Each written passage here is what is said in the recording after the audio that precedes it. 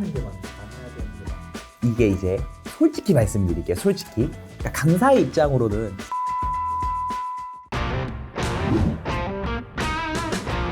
오늘은 6월 모의고사가 얼마 안 남았거든요. 고3 같은 경우는 아주 중요한 시험이에요. 우리 고1, 2학생 같은 경우들은 좀 애매해. 그래서 많은 학생들이 이런 질문을 해요. 고1, 2 모의고사 중요합니까? 뭐 준비해야 됩니까? 뭐 등등등. 이런 질문들에 대해서 오늘 한번 이야기를 나눠보려고 합니다. 그러면은 고1, 2 학생들이 모의고사를 준비해야 하는 게 맞나? 안 해야 되는 게 맞나? 이거에 대해서는 어떻게 생각하세요?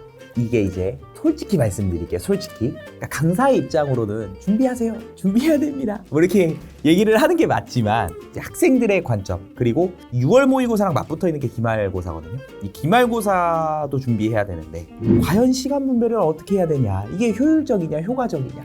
이게 이제 고민 포인트가 될 것 같아요. 그러면 관점을 두 개로 나눠야 돼요. 무슨 말이냐면 첫 번째로 내가 공부를 좀 하는 학생이다. 와 나는 수학 공부를 잘 못하는 학생이다. 두 개로 나누면 답이 쉬워지죠. 수학 공부를 잘하는 애들은 당연히 해야 되죠. 왜? 이미 진도가 잘 나가 있는 상태고 기말고사 대비도 문제풀이 위주로 지금 계속 준비할 테니까 6월 모의고사 대비할 시간이 좀 있거든요. 그래서 걔네들은 준비하는 게 맞죠. 그런데 얘네가 복병 수학을 잘 못하는 애들은 이런 경우가 많아요. 전 아직도 기말고사 범위의 진도를 못 나갔습니다. 이러면 지금 기말고사가 코앞인데 진도 나가기 바쁘거든요. 이거는 따로 시간을 내서 6월 모의고사를 준비한다? 저는 아니라고 봐요. 솔직히 기말고사에 몰두하는 게 맞다. 저는 약간 요 관점. 그러면은 다른 학생은 내신에 더 집중해야 될까요? 모의고사에 더 집중해야 될까요? 이거는 이렇게 바꿔 생각해야 되는데 내가 지금 속한 학교가 좀 시험이 어려운 학교, 그러니까 내신 시험이 어려운 학교가 있을 수 있어요. 그런 학교는 어차피 이 6월 모의고사의 범위가 기말고사 범위도 같이 있는 부분이 있어요. 그 부분들이 조금 모의고사에 만약에 어렵게 나온다고 치면 시험 문제가 어려운 학교인 경우는 선생님들이 이 바로 직전 모의고사를 가져와서 변형해서 학교 시험에 내요. 그러면 얘네들은 모의고사의 비중이 곧 내신의 비중과도 좀 연결이 되어 있으니 그냥 기말고사 대비한다는 생각으로 요런 관점으로 접근을 하면 좋아요. 자연스럽게 내신을 준비하다 보면 또 6월 모의고사의 고난도 문제도 같이 건드릴 수 있다는 거죠. 당연하죠. 시험이 어려운 학교라면 이게 너무 당연한 게 되는 거죠.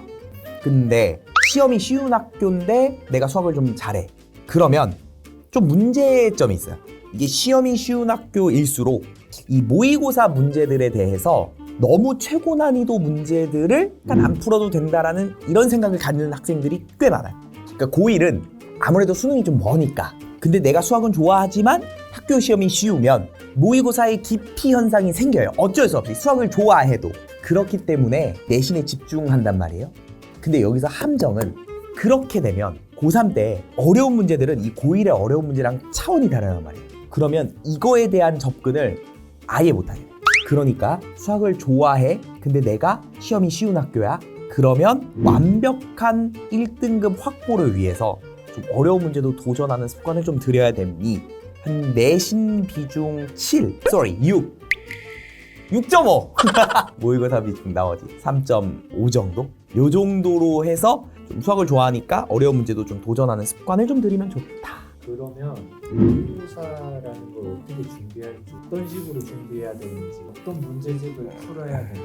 요게 최근에 또 들어온 질문이 있었어요. 어떤 질문이냐면 선생님 저는 내신 준비하면서 웬만한 기출 문제를 다 풀었대. 그러면 사실 모의고사를 대비하면 모의고사 기출 문제로 대비를 하는 게 일단 정석인데 이걸 다 풀었대.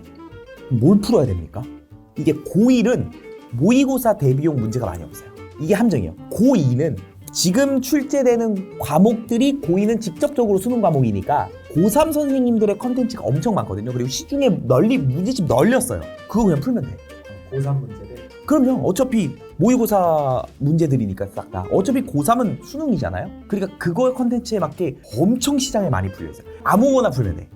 대표적으로 하나 추천해 주신다면 이거는 꼭 풀어야 된다.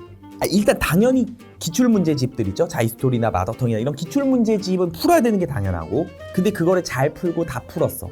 그 뒤에 어떤 엔제들을 풉니까? 요거거든요. 아무래도 저는 메가스터디 소속이므로 메가스터디의 고3 선생님들의 강좌가 있습니다. 현우진 선생님도 계시고 그 밑에 선생님들 되게 많으시거든요. 그 선생님들의 엔제 강좌가 있어요. 거기 있는 문제들 좋은 문제들이니까. 제가 그러면 결국에는 고1의 내신을 준비하면서 고3의 기준을 키우면서 자연스럽게 그 고3 단계까지 갈 수 있다라는 말입니다.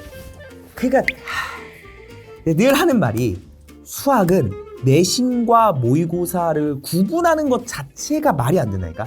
그러니까 쌤 우리 학교는 시험이 쉬운데 이런 학생들이 문제예요. 시험이 쉬운 학교는 모의고사 성적이 엄청 낮아요. 왜? 우리 학교 시험은 쉬우니까 그렇게 어려운 거 안 해도 돼. 근데 요새 추세가 내신이 중요해지기도 하면서 수능 최저 등급 있잖아요. 그러니까 기본 디폴트는 그냥 모의고사 공부의 느낌이 항상 베이스가 돼야 돼요. 근데 여기서 문제는 뭐냐 그러면 학교 시험에 어려운 학교가 있어요. 그런 학교들은 모의고사 문제가 학교 시험에 비해서 쉬워요. 걔네들은 그 이상의 것들, 더 어려운 조건들을 해석하고 그래야 되거든요. 그러니까 그 이상의 것들을 더 공부해야 된다. 이렇게 봐야 돼요. 그러니까 되게 해야 돼요, 안 해야 돼요 라는 질문은 좀 잘못됐죠. 내가 처한 현실과 내가 처한 수학 실력, 그리고 내가 속해 있는 학교의 시험 난이도 이런 거에 따라 다 달라요. 이거를 정확하게 진단해서 내가 판단할 수 있어야 되는데 판단 못하니까 나한테 카톡을 해라.